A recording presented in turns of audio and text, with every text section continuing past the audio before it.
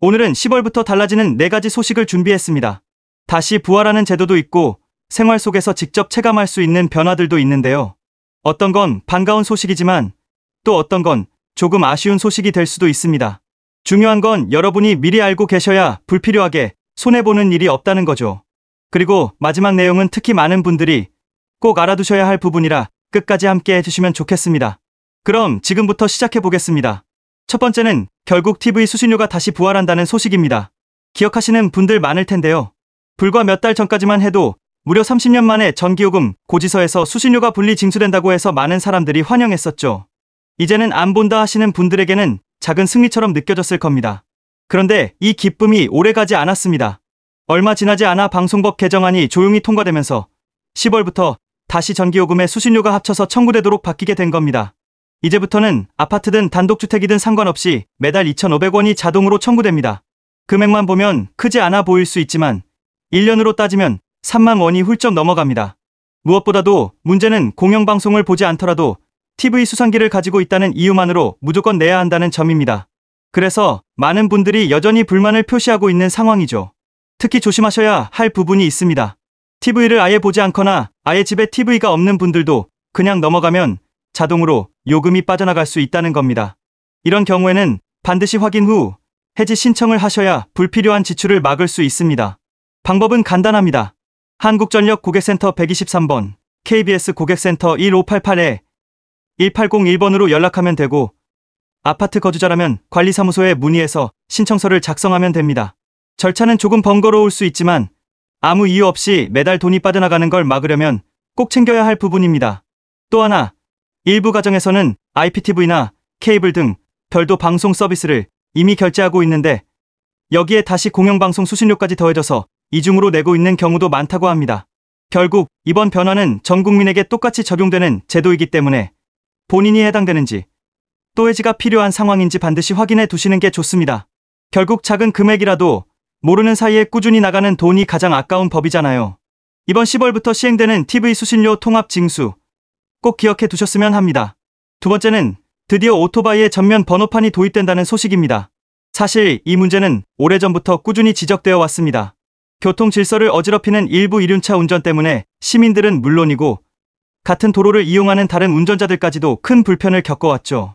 특히 배달 수요가 많아지면서 빠른 시간 안에 음식을 전달하려는 라이더들이 무리하게 운전하는 경우가 늘어나면서 갑자기 차선 사이로 튀어나오거나 신호를 무시하는 장면이 흔히 목격되곤 했습니다.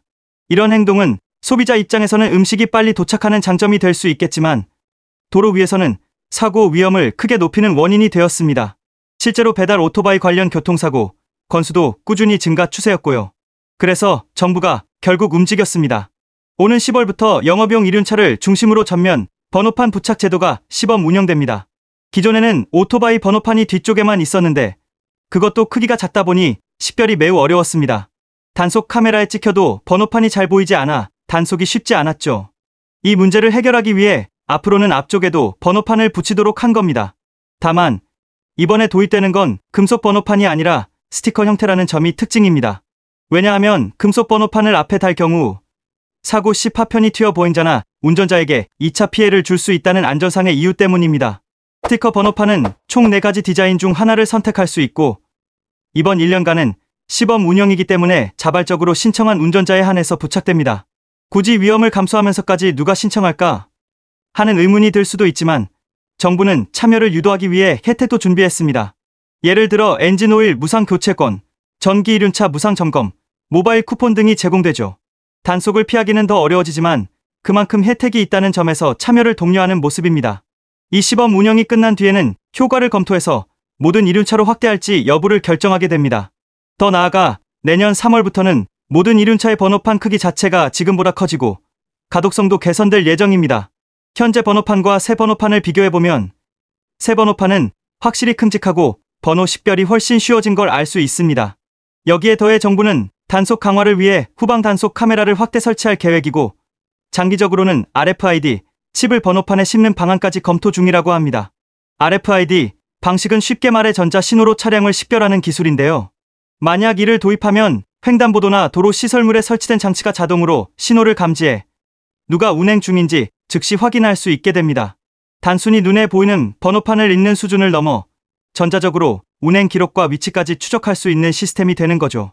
이런 변화의 배경에는 매년 늘어가는 오토바이 소음 민원, 그리고 일부 몰상식한 운전자들의 난폭 운행을 막겠다는 의지가 깔려 있습니다. 모두를 불편하게 하고 위험하게 만드는 소수의 문제 운전자를 잡아내기 위해 도입되는 제도인 만큼 이번 정책이 제대로 자리 잡아 안전한 교통 환경으로 이어지기를 기대해 봅니다. 세 번째는 이제 버스를 탈 때 교통카드를 굳이 찍지 않아도 된다는 소식입니다. 10월부터는 버스에 탑승만 해도 자동으로 요금이 결제되는 이른바 태그리스 결제 시스템이 서울에서도 본격적으로 도입됩니다. 이미 인천과 경기도에서 먼저 시행되고 있었는데 드디어 서울 시내버스에도 확대되는 거죠.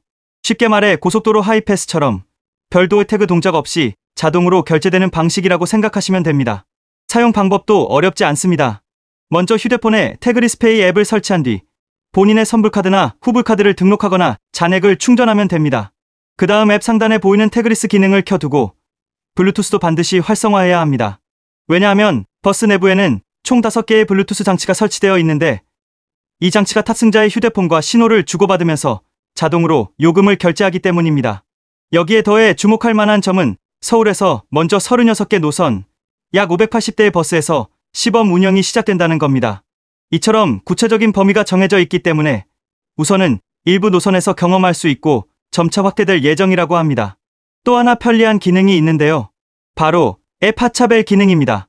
앱 화면에서 가상의 하차벨을 누를 수 있어서 실제로 버스 안에서 하차벨을 직접 누르지 않아도 하차 의사를 전달할 수 있습니다. 유모차를 끌고 있거나 짐이 많아 손이 자유롭지 않은 분들 또는 거동이 불편한 분들에게 특히 유용한 기능이 될 수 있습니다. 앞으로 이 시스템은 지하철 등 다른 대중교통 수단으로도 확대될 가능성이 있습니다. 만약 평소 교통카드를 꺼내거나 휴대폰을 단말기에 갖다 대는 과정이 번거롭게 느껴지셨다면 이번 태그리스 도입으로 훨씬 편리한 교통 생활을 경험하실 수 있을 겁니다.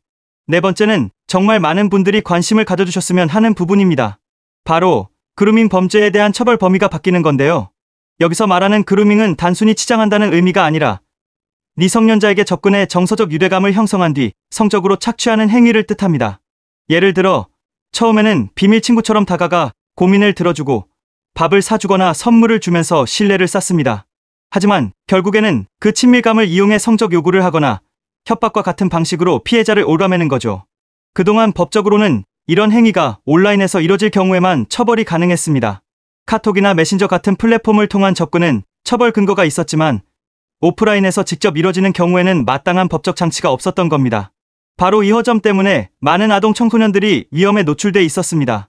하지만 10월부터는 상황이 달라집니다. 아동 청소년의 성보호에 관한 법률 개정으로 인해 온라인은 물론 오프라인에서 벌어지는 그루밍 범죄까지 모두 처벌이 가능해지는 겁니다. 또 단순 시도나 미수 단계에서도 법적으로 제재할 수 있도록 처벌 근거가 강화됐습니다. 이는 피해가 본격적으로 발생하기 전에 막을 수 있다는 점에서 매우 중요한 변화입니다. 무엇보다도 이번 개정은 피해 아동을 보호하고 또다시 비슷한 범죄가 반복되지 않도록 막는 데 초점이 맞춰져 있습니다. 실제로 많은 아이들이 평소에 이런 의심스러운 문자나 메시지를 받아봤다고 말하고 있고 그중 일부는 큰 피해로 이어지기도 했습니다. 그렇기 때문에 이번 변화는 우리 사회 모두가 관심을 가지고 지켜봐야 할 부분입니다. 이제라도 법이 제대로 강화된 것은 다행스러운 일이지만 제도만큼이나 중요한 건 주변의 관심과 보호입니다. 가정과 학교, 사회가 함께 아이들을 지켜낼 때 비로소 이 법의 효과가 제대로 발휘될 수 있을 겁니다. 더 이상 피해자가 나오지 않도록 우리 모두가 경각심을 가져야겠습니다. 이상으로 10월부터 달라지는 4가지 변화를 살펴봤습니다. 오늘 영상이 유익하셨다면 구독과 좋아요 한 번씩 부탁드리겠습니다. 저는 다음 영상에서 다시 인사드리겠습니다. 끝까지 시청해주셔서 감사합니다.